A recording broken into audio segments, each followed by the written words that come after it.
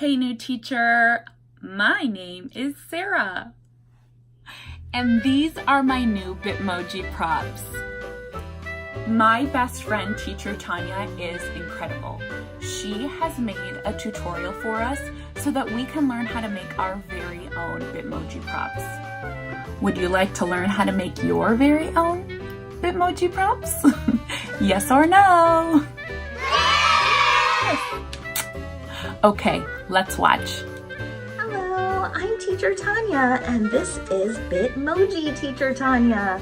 I posted these little guys on Instagram earlier, and so many of you thought they were cute and useful and wanted to know how to make them. Teacher Sarah has been generous enough to let me share her YouTube space and show you guys a tutorial. So I hope you enjoy. I will have Teacher Sarah link all of the apps that I use down below. Bye! Hey guys, so we're going to start by opening Bitmoji. Once you open Bitmoji, you're going to see that there are so many cute pictures that you can choose from. But we're going to go ahead and start with editing our Bitmoji using this top right button. You'll start with hairstyle. It'll go to hair treatment, eyes, eyelashes. There are so many things that you can edit.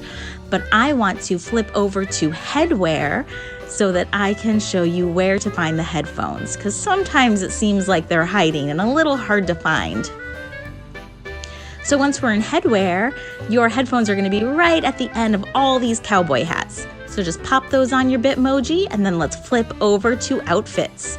I use the outfit search. I type in what I'm looking for. In this case, it's orange for VIPKID. Once you've selected your outfit, let's go back to all of the pictures and let's choose one to play with today. So what I'm looking for is one that has an arm outstretched. Maybe it's holding something so that I can show you how to erase and replace that item with something else of your choosing.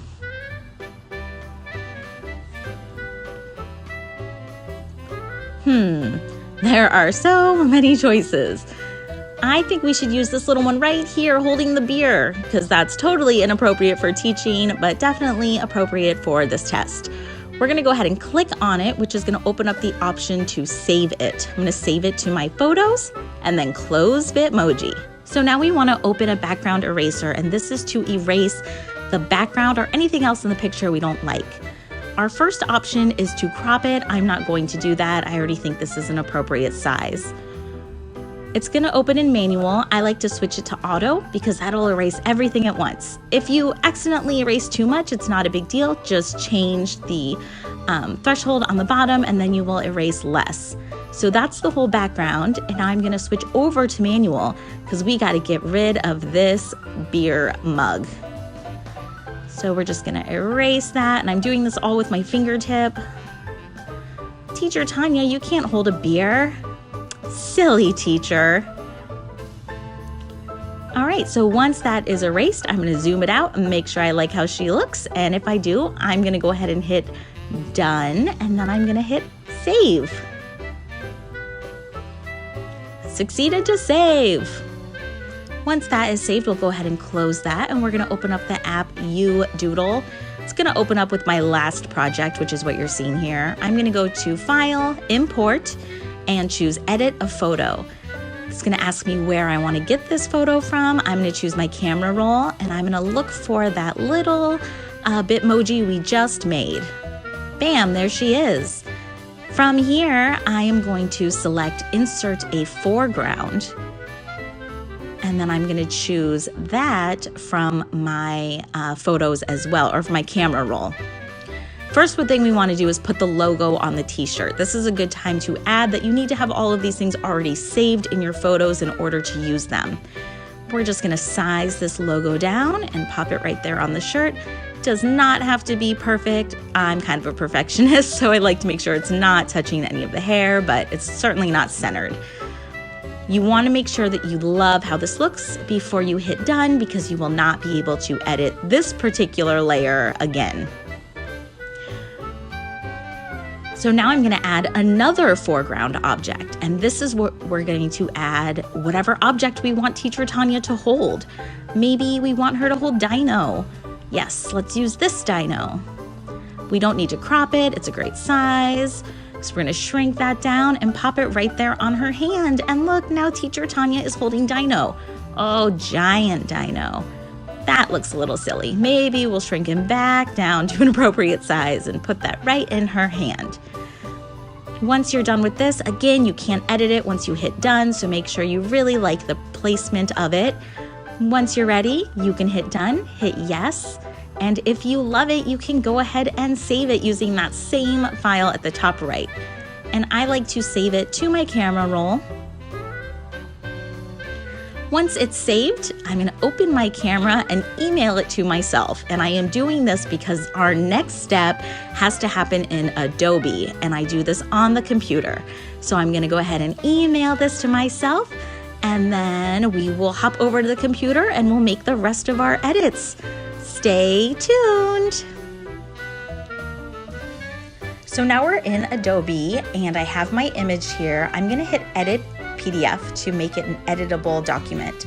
Now you can see that it put all of my pictures in a different box, which is not going to work when I'm trying to size it. So I'm going to close that out and show you a workaround I've discovered using the snipping tool. We're going to open the snipping tool, and then we are going to choose the area that we want to copy. Once we make that copy, we'll go ahead and right click and hit copy. We're then going to go back to the PDF, make it editable again, and delete all of those boxes because that's just not going to work for us. But we want a blank page. So we're going to delete all those boxes. And then as soon as our page is clear, we're going to go ahead and right click, paste our image there. And now we have an image that we can resize. We can make it bigger, smaller. We can basically move it around. We can do whatever we want. It's not going to separate. So now we're going to add some text. You do that using add text at the top. I'm going to draw the box where I want my text to be. The font that I use is Nexa Slab, or maybe it's Nixa Slab. I'm not sure, but this is the VIPKID official font. I like to use regular, make it bold, make it orange. VIPKID does have a specific orange, and this is not the specific orange, but for props, I don't think that it matters if it's not the right orange. So we can't read that at all. I'm going to go ahead and make this a little bit bigger, and I'm just going to type hello. A little bit bigger. Hello, welcome to VIPKID. You can adjust the font size, you can adjust the placement, you can really move it around wherever you want. Once you like the way the image looks, you will hit close at the top right. And that's it. Now you have your image, which is ready to print. It's ready to cut out, put on popsicle sticks, whatever you want to do with it. I really hope you guys enjoyed this tutorial, and I would be happy to do more in the future if you have things you want to learn how to make. Bye! Wow, I am so excited for these Bitmoji props, you guys. I used this one in my classroom this morning. I like to play basketball. And my student was howling with laughter. He thought it was so funny. I have them planned for other lessons. I like to play soccer.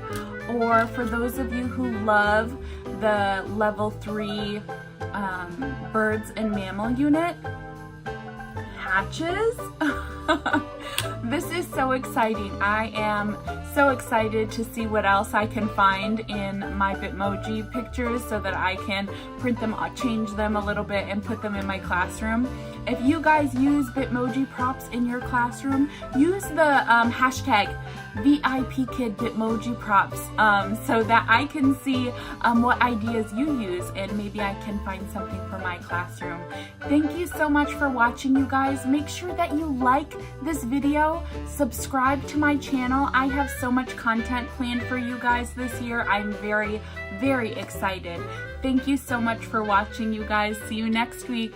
Goodbye.